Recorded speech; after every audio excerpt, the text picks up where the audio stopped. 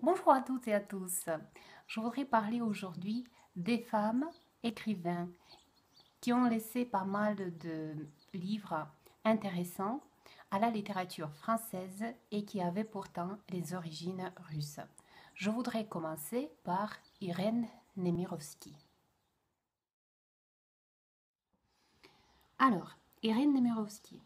Il y a quelques années, j'ai rencontré la première fois le livre d'Irène Nemirovsky, Le bal. J'étais intriguée et curieuse de la sonorité du nom de l'auteur, Irène Nemirovsky. Je me suis dit, tiens, ça doit être un nom slave. Et j'ai commencé à lire d'abord euh, la biographie d'Irène Nemirovsky. Et tout à fait, Irène Nemirovsky est considérée comme un écrivain russe. Pourtant, elle a toujours écrit en français. Ses œuvres Toutes ses œuvres sont écrites en français. Elle a vécu pratiquement toute sa vie en France et s'est retrouvée en France à l'âge de 15-16 ans. Mais tout au début, Irène Nemirovsky, de son vrai nom Irina Leonidovna Nemirovskaya, est née en 1903 à Kiev, qui était à l'époque l'Empire russe, sous l'Empire russe. Elle est née dans une riche famille d'un banquier juif, Leonid Nemirovsky. C'était une époque, c'était le temps très difficile pour les juifs. Il y avait beaucoup de mouvements antisémites. Irène voyageait beaucoup, elle accompagnait souvent son père dans les voyages d'affaires. Et elle avait des relations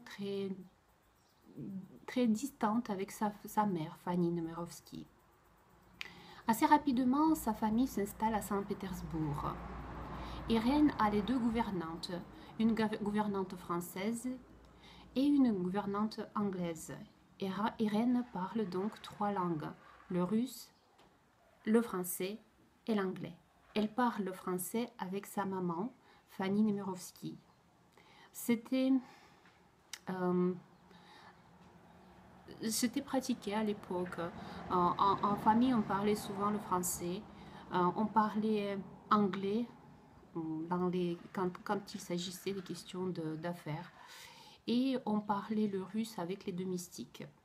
C'était tendance à l'époque. C'était comme ça à l'époque, avant la Révolution. Donc, après la Révolution, sa famille doit quitter la Russie et s'installe définitivement à Paris en 1919. Je vous le répète, Irène à l'époque a 15 ou 16 ans.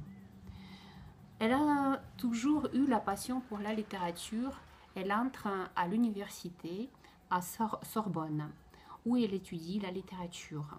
Elle commence à écrire ses premières nouvelles, ses premiers romans. En 1926, elle obtient sa licence en littérature. Elle écrit le roman le plus connu de cette époque est incontestablement David Golder.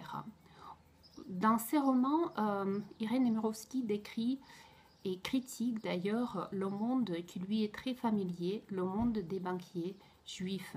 Son père était banquier, son mari Michel Epstein, qui était d'origine russe comme elle, était aussi un banquier.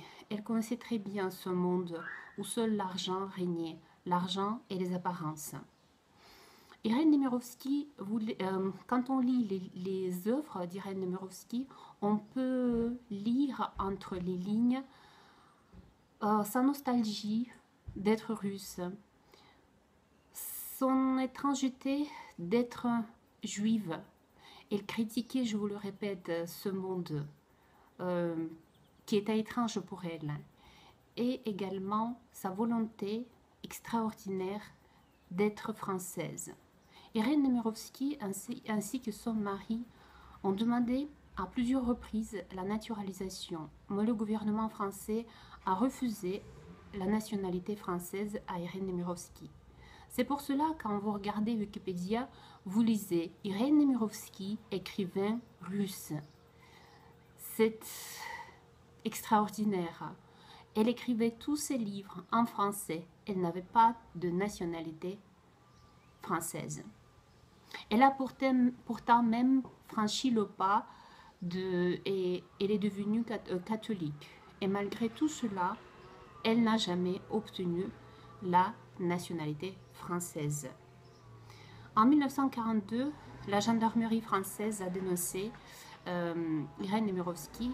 Elle a été envoyée à Auschwitz où elle a retrouvé sa mort. Et quelques mois après, son mari aussi était gazé à son arrivée dans le camp d'Auschwitz. Maintenant, les œuvres d'Irène. Le premier roman que j'ai lu, c'était Le Bal. C'est un tout petit livre qui est recommandé à lire dans les collèges. Il n'est pas nécessaire, mais on recommande souvent pendant les vacances à lire ce livre d'Irène Nemirovsky. Le personnage principal, c'est Antoinette. C'est un livre un peu autobiographique, car le personnage principal, Antoinette, qui a 14 ans, dans ce roman, elle a les relations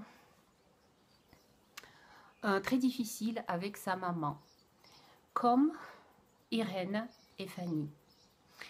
D'ailleurs, ce livre avait beaucoup de succès et il y avait un film où a débuté Daniel Darieux.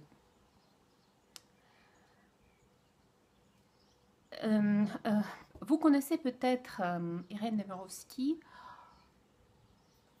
Irène Nemirovsky est devenue très célèbre à la sortie du film La Suite française.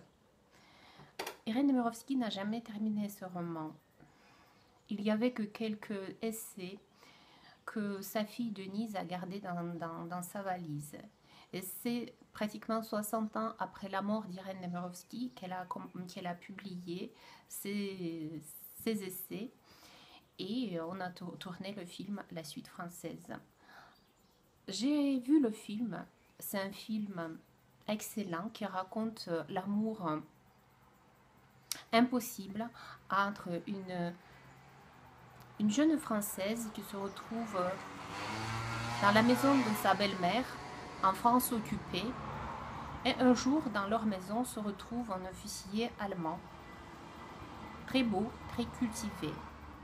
La belle-mère interdit à sa belle-fille d'adresser la moindre parole à cet officier.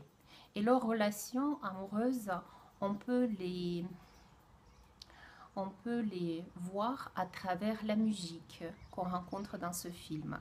Je vous conseille de voir ce film peut-être et de lire les œuvres d'Irène Nemirovsky.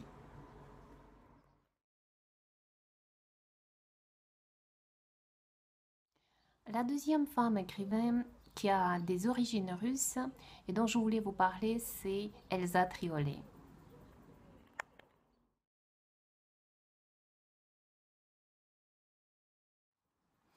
Elsa Triolet, de son vrai nom Ella Kagan,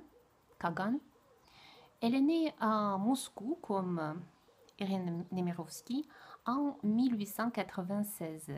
Comme Irène Nemirovsky, Ella Kagan, Elsa Triolet, elle est née dans une riche famille des Juifs.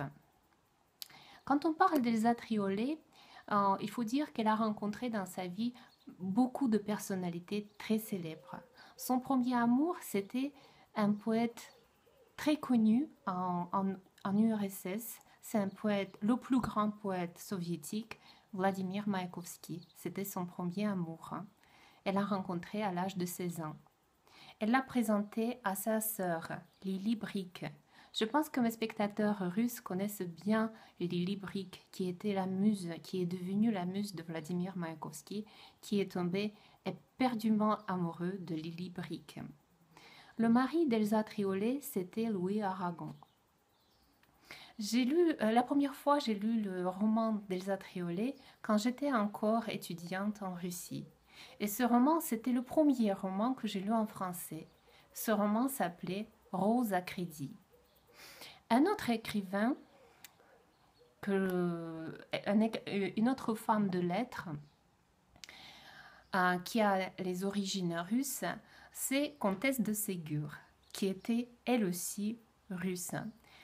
Si vous êtes russe et vous avez lié votre vie avec la France, où vous enseignez le français et que vous avez des petites filles, je vous conseille d'acheter le livre Les malheurs de Sophie. Voilà, c'était la vidéo sur les femmes de lettres qui avaient les origines russes. J'espère que cette vidéo vous a plu et moi je vous dis à très bientôt.